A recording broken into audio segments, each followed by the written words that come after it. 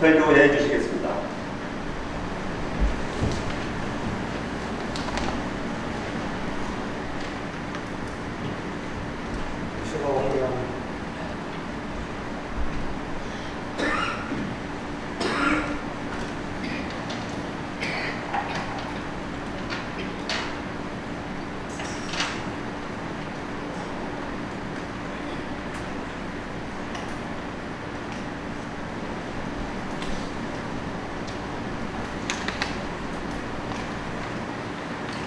모시고 공경합니다. 먼저 이 가분한 자리에 초청해 주신 교장님을 비롯한 여러 동덕 어르신께 진심으로 감사의 말씀을 드립니다.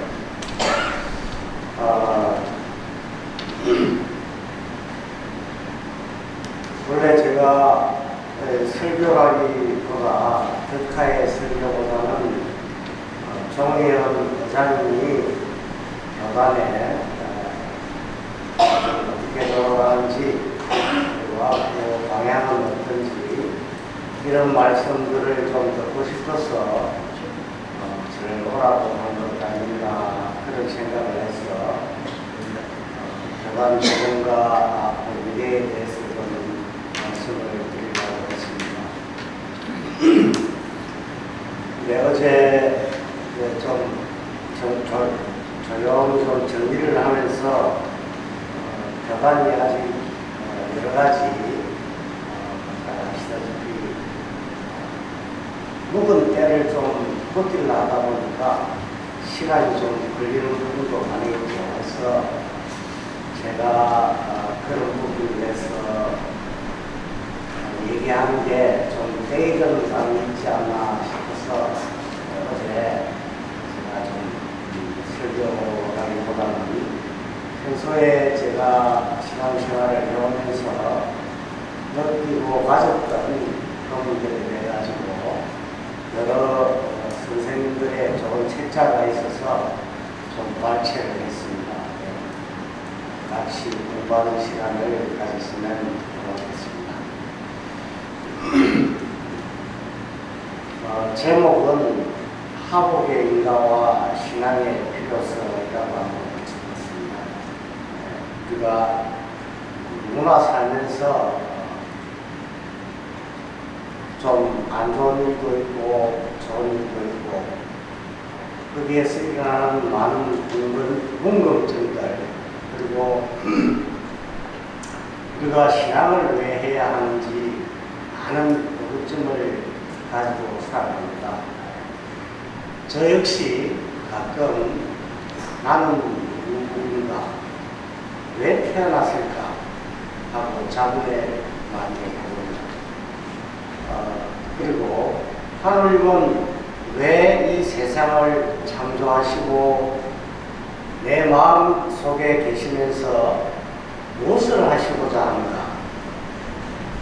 나는 무엇을 하기 위해 존재하는가? 너무나 막연한 질문이고 스스로 대답을 구하기가 어렵습니다. 우리는 세상을 살면서 누구나 한 번쯤은 가졌을 의문입니다. 조용히 생각해보면 이 세상 모든 일이 저절로 되는 것 같지만 그 실상을 보면 우리가 알지 못하는 그 무엇이 있어 우주 삼라만상을 이끌어가고 있다는 것을 부인할 수는 없을 것입니다. 그러면 그것은 무엇일까? 저는 이것을 하늘이라고 생각을 해봤습니다. 그리고 그렇게 말씀드리고 싶습니다. 하늘님은 이 우주에 분명히 존재합니다. 신이 있기 때문에 삼라만상과 인간 사회가 이루어진 것이라고 생각합니다.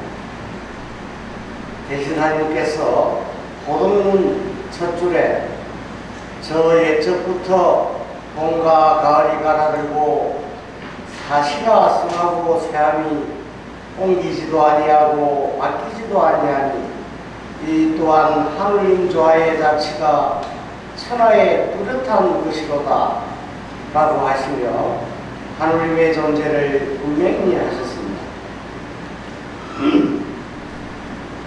신의 존재를 모를 때는 신앙이 필요 없습니다. 인간에게 신앙이 싹트게 된 것은 신의 존재를 알게 되면서부터 시작되었지 않나 생각됩니다. 따라서 개개인의 신앙의 척도에 따라 신앙의 깊이와 의식과 방법도 달라질 것입니다. 신앙의 역사는 원시 인간 사회가 이루어질 때부터 인류 역사와 함께 하고 있습니다. 그러므로 신앙이란 사람과 신과의 관계라고 말할 때 신이 없다는가 사람이 존재하지 않는다면 신앙도 이루어질 수 없는 것입니다. 대신사께서 고등문에서 어리석은 사람들은 비와 이슬의 혜택을 알지 못하고 무의이하로 되는 줄 알더니 라고 말씀하시며 위대한 시대에 살던 사람들은 해와 달이 비춰주고 비와 이슬이 주는 혜택을 주는 환경 속에 살면서도 이것이 하느님의 조화로 이루어진다는 사실을 모르고 저절로 되는 줄 알았습니다.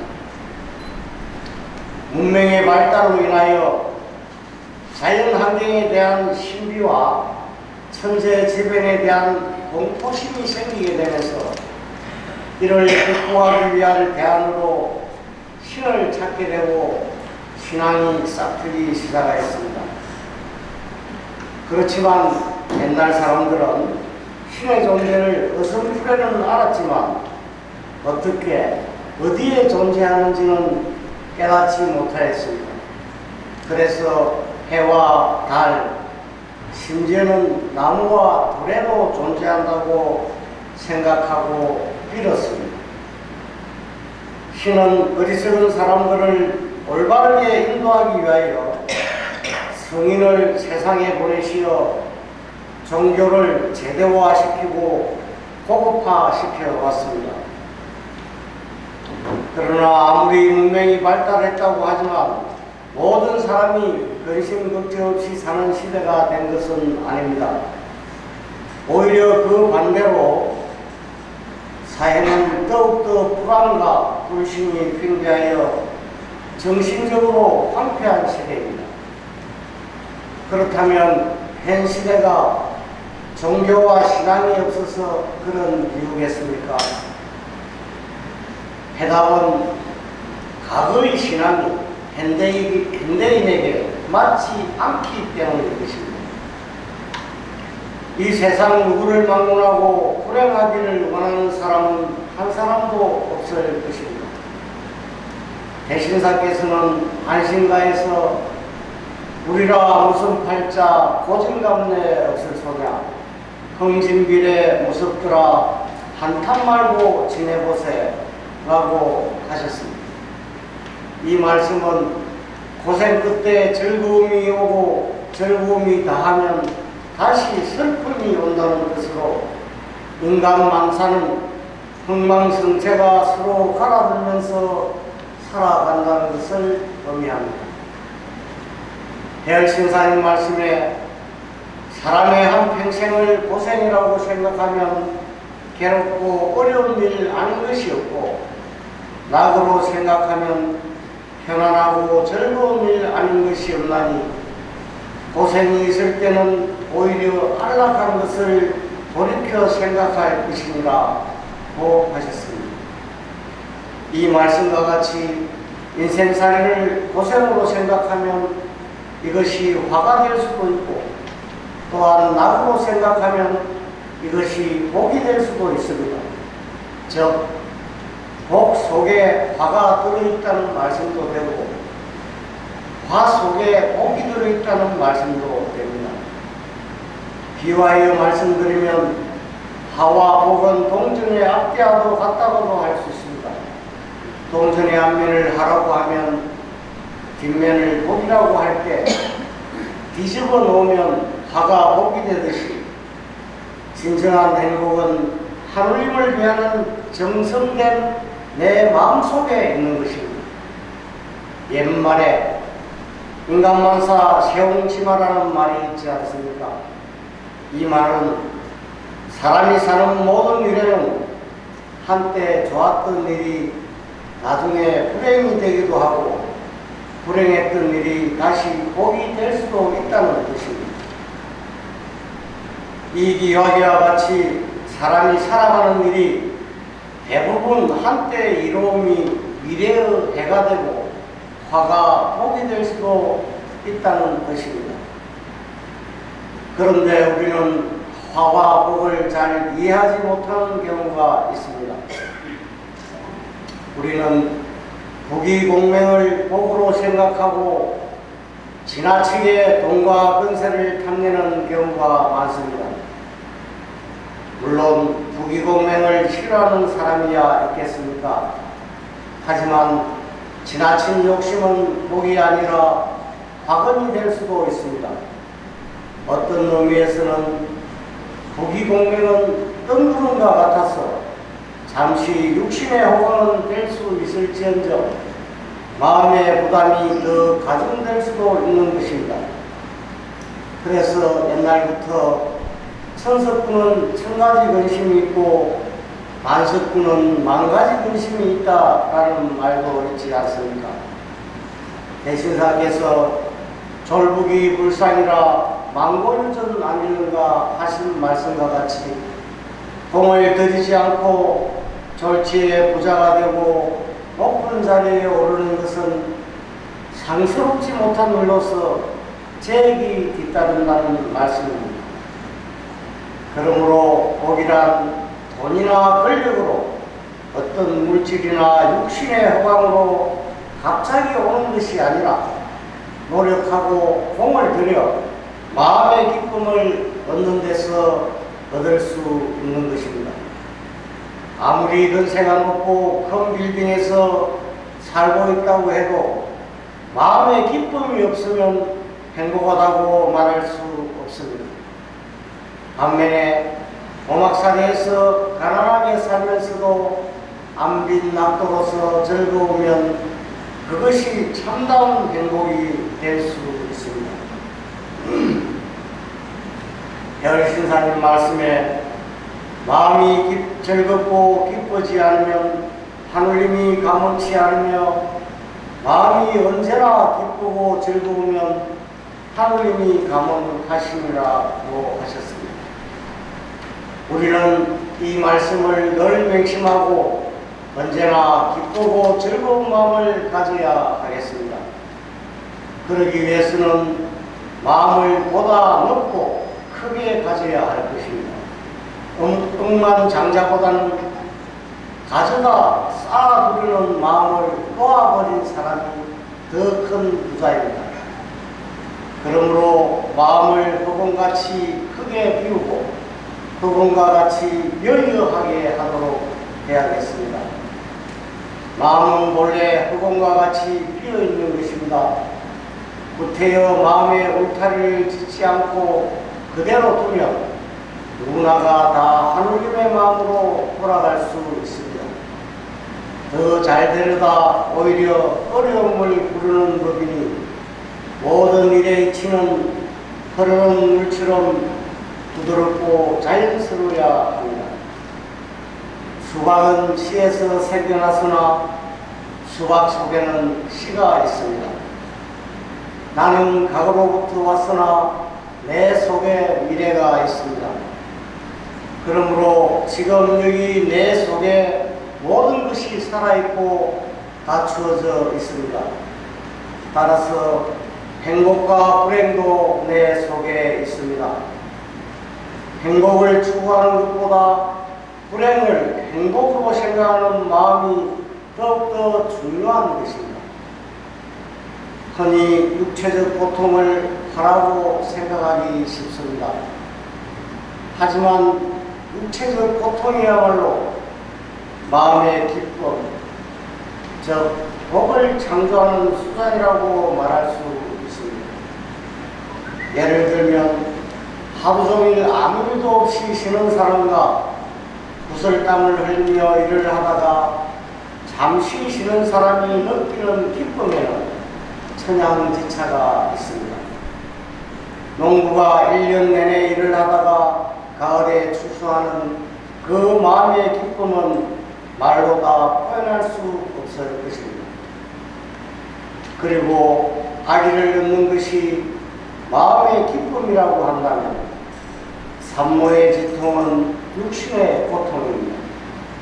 출산의 진통이 없이는 아기를 낳을 수 없는 것 같이 육신의 고통이 없이는 마음의 기쁨을 얻을 수 없습니다. 따라서 육신의 고통을 떠나서 연성수련도 있을 수 없고 연성수련 없이는 행복을 만끽할 수 없습니다. 신사님께서 말씀하시기를 성령은 나의 영원한 주체요 육신은 나의 일시적 객체니 성령을 의지하여 수련하면 복록을 얻을 것이요 육신을 의지하여 신앙을 하면 제한을 받을 것이라고 하셨습니다. 별신사께서 잡신을 위하는 자가 화를 면하고 복을 받고자 하는 잘못 아는 것이 화와 복은 결코 딴 데서 오는 것이 아니요 전혀 자기 마음에 짓는 바라고 하시고 이어 화와 복이 마음으로부터 생기고 마음으로부터 멸하나니 이는 하느님의 권능이라고 하셨습니다. 이 말씀과 같이 이치를 알지 못하는 세상 사람은 복을 얻기 위해서 천상의 상제님께 빌고 어떤 사람은 용왕께 빌고 어떤 사람은 산신, 수신, 복신에게 빌고 또 어떤 사람은 부처께 빌기도 합니다. 이런 것을 기복신앙이라고 하죠. 사실 누가 밖에서 자기에게 복을 주는 것도 아니며 발을 주는 것도 아닙니다. 자신이 지은 그대로 받는 것이 순리입니다. 그런데 세상 사람들은 바로 자신 속에 있는 보배를 알지 못하고 끝없는 욕망에 따라 자기 밖을 맴도는 데서 괴로움은 더 커지기도 합니다. 옛부터 하복 무문이란 말이 있습니다. 이 말은 화와 복은 문이 없기 때문에 사람의 선악을 따라서 들어온다는 뜻입니다. 사람의 본래 마음은 같은 한 마음이지만 착한 마음을 가지면 복을 받을 것이요 악한 마음을 가지면 화를 초래할 것입니다. 비유해서 말씀드리면 불은 같은 불이나 쓰는 데 따라 선악이 생긴 것과 같습니다. 그리고 같은 물이지만 쓰는 데에 따라서 이해가 달라진 것과 같이 마음도 동일한 마음이지만 마음이 이치에 달라지는 것과 같이 이치에 합당하여 심화기하가 되면 천심을 거느리게 될 것이며 마음이 감정에 치우치면 모든 악덕이 이로부터 생깁니다. 그러므로 신앙하는 사람은 마음을 잘 다스려 쓰면 화가 복이 될 수도 있고 있던 질병도 무력자효된다고 하셨습니다. 별신사께서 만사를 성취하기는 정성에 있나니 정성을 지극히 하는 마음에는 즐겁지 않은 것이 없느니라고 하셨습니다. 그러므로 우리는 하느님의 뜻과 스승님의 가르침을 받들어 하느님을 길이 모시고 매사에 정성을 다할 뿐만 아니라 하느님께 지성으로 공경을 다함으로써 천사님 가문으로 늘 기쁨과 즐거움 그리고 행복감을 만끽하게 될 것입니다. 그렇게 되면 자기 자신이 행복하게 될 것이며 그 행복한 마음의 향기가 가정과 이웃 온 사회에 퍼져나가게 될 것입니다. 마음이 여유롭고 행복한 사람에게는 그 사람과 같이 있는 것만으로도 옆에 있는 사람을 행복하게 해주는 신비스러운 힘이 있습니다. 여러분께서 바로 그런 사람이 되십시오. 우선 자기 자신이 기쁘고, 그래서 한 가정이 기쁘고, 그 친구들도 기쁘고, 그와 만나는 모든 사람이 기뻐져서 결국은 나도 기쁘고 이 세상도 기뻐진다면 그것이 참된 행복이요 공덕이 아니며 지상 천국이 아니겠습니까? 나와 세상이 더불어 함께 기쁠 때 천도의 지대로 지상 천국이 실현되는 것이라 생각합니다. 그러므로 우리는 늘 기쁘고 즐겁고 행복한 마음으로 수위 연지하며 간절한 신앙생활을 해야겠다는 말씀을 드리며 두서없이 제 생각을 마무리하겠습니다. 감사합니다.